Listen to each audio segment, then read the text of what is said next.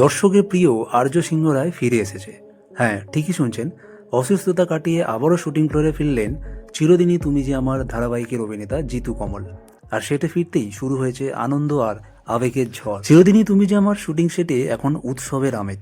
দীর্ঘ বিরতির পর আবারও আলোয় ফিরেছেন আমাদের আর্য।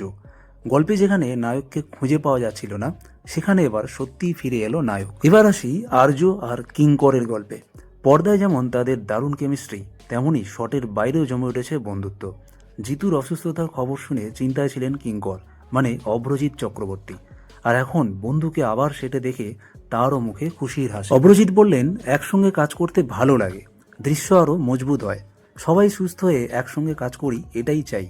সত্যি একের পর এক অসুস্থতা পেরিয়ে এখন সবাই চাইছে হাসি খুশি টিমের নতুন উচ্ছ্বাস। এখন গল্পে একদিকে কিঙ্কর আর অপর্ণা খুঁজছে আর্যকে, অন্যদিকে দর্শক অপেক্ষায় কবে ফিরবে প্রিয় নায়ক, আর কোথায় যাবে গল্পের নতুন মোড়। আর্য ফিরেছে, গল্পেও ফিরবে আলো। দেখতে থাকুন চিরদিনই তুমি যে আমার, আর সঙ্গে থাকুন আমাদের পেজে।